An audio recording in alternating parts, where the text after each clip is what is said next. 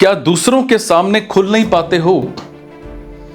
एक बार मेरे से कोई पूछने लगा कि सर, कई बार सिचुएशन ऐसी हो जाती है कि एक ही चीज का लंबे समय तक सॉल्यूशन नहीं मिल पाता।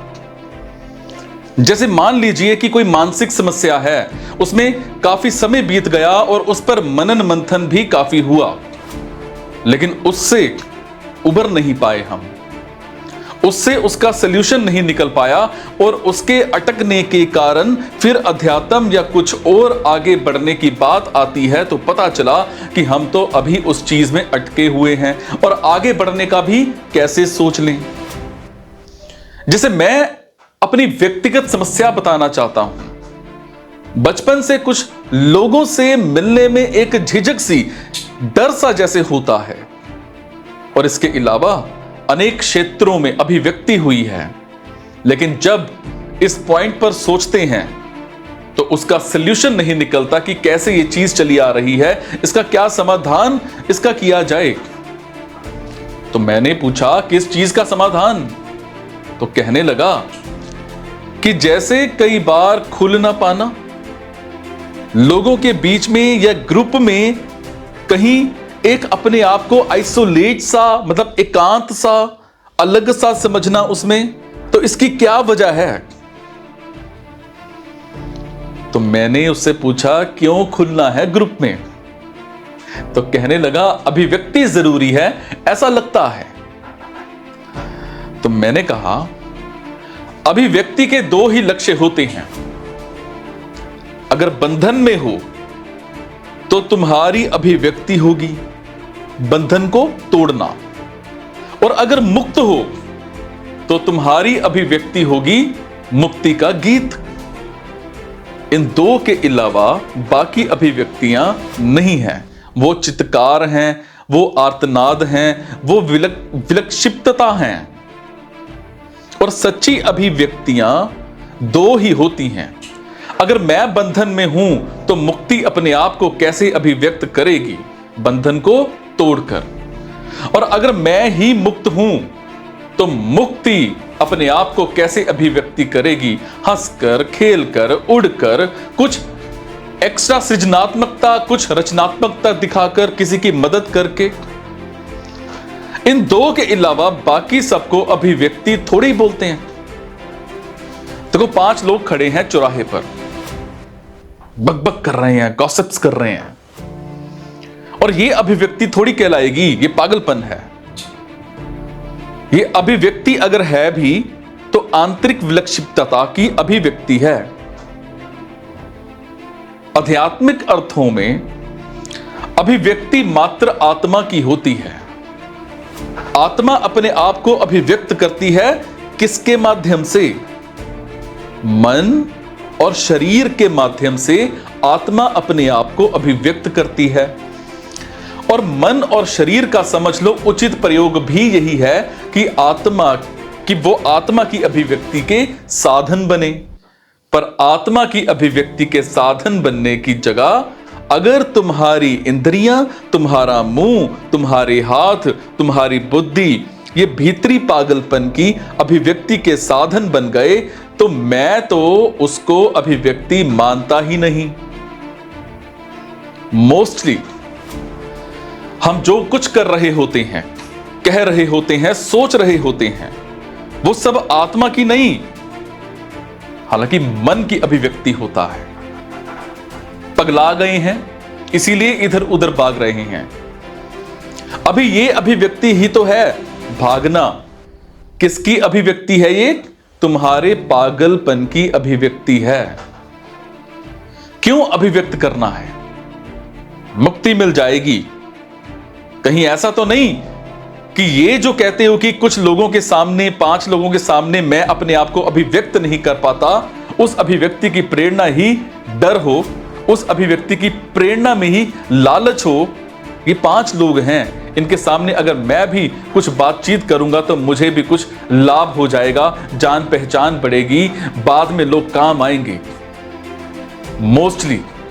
मोस्टली तो लोग इसी नाते दूसरों से मिलते जुलते हैं। त्योहार आए, अभिव्यक्तियां ही अभिव्यक्तियां चल रही हैं। जी शुभ हो, जी बधाई हो, जी मुबारक हो, आपको काजू दिए, आपको बादाम दिए, खूब अभिव्यक्ति होती है कि नहीं? पुरुष जाते हैं स्त्रियों के पास, स्त्रियां जाती हैं पुरुषों के पास, वो अपने आप को अभिव्यक्त करते हैं, आई लव यू। अब ये कोई निस्वार्थ अभिव्यक्ति तो है नहीं, ये कोई आत्मा का प्रकट्य तो है नहीं।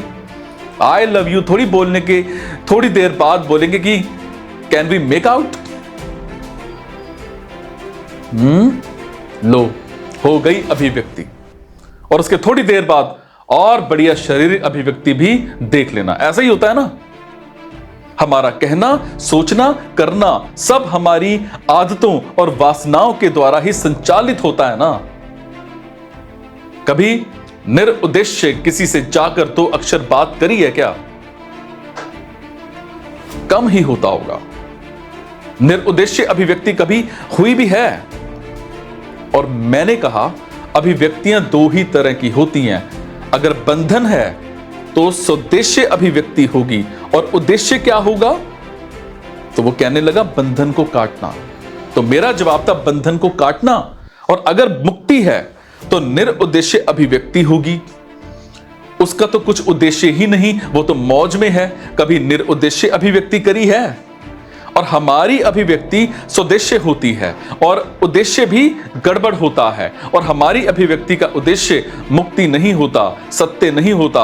हमारी अभिव्यक्ति का उद्देश्य होता है कामनाओं की पूर्ति, स्वार्थों की पूर्ति। उस अभिव्यक्ति से मिल क्या जाना है आपको? जनाब, चुनावी मौसम है, सब नेता अपने आप को अभिव्यक्त कर रहे हैं मंच पर चढ़ चढ़कर। ऐसी तो अभिव्यक्ति होती है। सोशल मीडिया पर चले जाओ, जो लोग भरी सभा में गूंगे जैसे रहते हो, वो भी सोशल मीडिया पर उछल उछल कर वार कर रहे होते हैं। ये लंबी लंबी बातें, प्रगाढ़ अभिव्यक्तियां दे रहे होते हैं। तो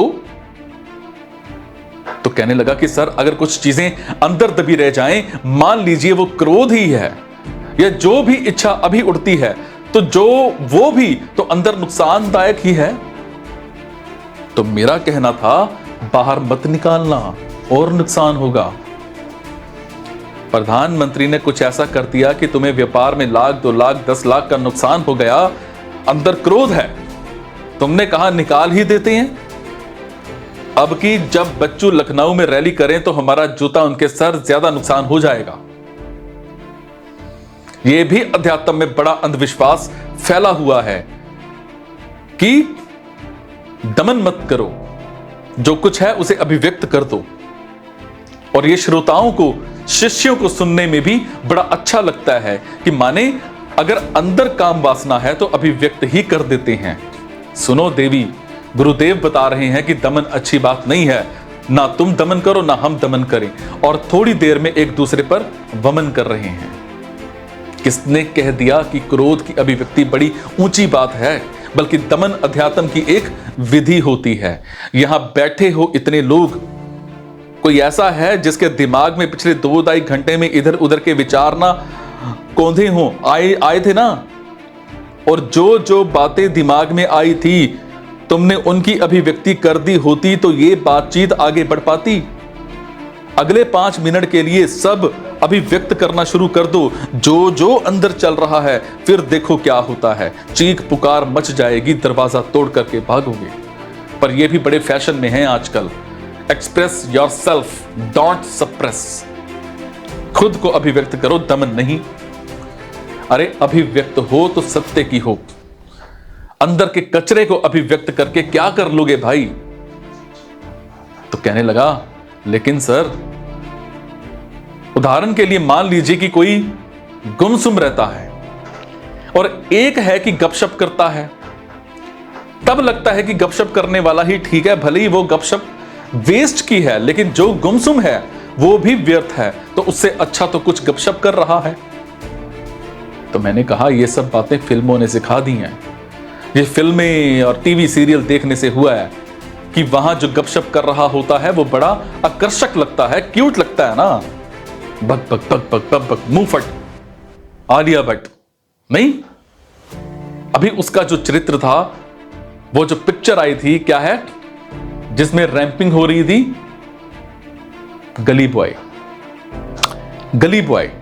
तो वो बड़ा अच्छा लगता है कि है कोई लड़की जो बोले ही जा रही है, बोले ही जा रही है, क्या अभिव्यक्ति है, बोले ही जा रही है, बोले ही जा रही है। और कोई धीर है, गंभीर है, तो उसको कह देते हैं कि इसके साथ जरूर कोई गड़बड़ है, डिप्रेशन में है लगता है।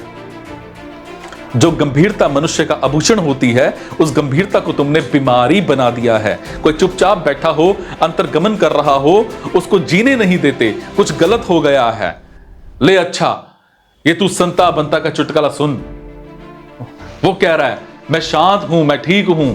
कह रहे हैं नहीं नहीं नहीं, तू बड़ा गुमसुम और उदास है, ले सिगरेट पी। और तब भी ना माने तो 2-4 दोस्त बुलाए जाएंगे कि भाई को कुछ हो गया है, और सब मिलकर के जबरदस्ती उसके मुंह में बियर ठूस देंगे कि चहकना चाहिए, बोलना चाहिए। गुरुओं ने भी बताया है कि बाजार के विज्ञापनों ने भी समझाया है कि पुष्प की तरह खिलना चाहिए और कौवे की तरह चहकना चाहिए। हर समय कांव कांव ही करते रहो। नतीजा, वो बेचारे लोग जो वास्तव में हेल्दी हैं, जो गॉसिप एक्स्ट्रा में बहुत लिप्त नहीं होते, उनको धीरे धीरे अपने ऊपर शंका होनी शुरू हो जाती है। वो कहते हैं हम में ही कुछ गड़बड़ होगी। हम चुप रहते हैं तो लगता है हम में ही कोई खोट है, क्योंकि बाकी सब तो बकवास करे ही जा रहे हैं। और जो जितना बकवास कर रहा है वो उतना हंसमुख कहला रहा है, उसको माना जा रहा है कि इसकी जिंदगी तो बड़ी खुशहाल है। अगर डर के कारण नहीं बोल पाते हो तो बोलो, पर अगर तृप्त हो, आत्मसत हो और मौन हो तो उस मौन को व्यर्थ ही खंडित करने की कोई जरूरत नहीं है। बंधन तोड़ने के लिए अगर बोलने की जरूरत है तो जरूर बोलो। बंधन तोड़ने के लिए जो कुछ करने की जरूरत है सब कुछ करो, पर व्यर्थ ही कुछ भी मत करो। ना कुछ कहो ना कुछ करो। मौन अपराध नहीं है, और जो लोग बहुत बकबक करते हैं ना, वो उस जगह पर और उस समय पर नहीं बोल पाते जहां बोलना जरूरी होता है। ये जांच कर देख लेना। बल्कि जो चुप रहता हो उसकी संभावना ज्यादा है कि जब असली अभिव्यक्ति का मौका आएगा तब यही बोल करके दिखाएगा। और इधर उधर के बातुनी बकवादी लोग, ये जब असली चुनौती सामने आती है तो इन्हें सांप सूंघ जाता है, फिर कुछ नहीं बोलेंगे। तो कहने लगा कि शायद वो इस तरफ संकेत कर रहे हैं कि अगर अंदर अशांति हो, अंदर बहुत शोर हो, बस ये मुंह बंद हो, बाहरी चुप्पी हो, तो क्या ऐसी स्थिति में ये बेहतर नहीं है कि बोल ही दें, संभावना तो बनेगी। तो मैंने कहा बोलने से अशांति मिटती हो तो बोलो, नहीं तो बाहर भी कचरा फैला करके क्या मिलेगा। भाई जिस कर्म से तुम्हारे बंधन कटते हो वो जरूर करो, पर क्या बोलने से वो आंतरिक अशांति मिटेगी? अगर मिट रही हो तो बोल दो। मोस्टली यही पाओगे कि आंतरिक अशांति बोलने से नहीं, समझने से मिटती है। उस पर गौर करो, उस पर ध्यान दो, वो मिटेगी।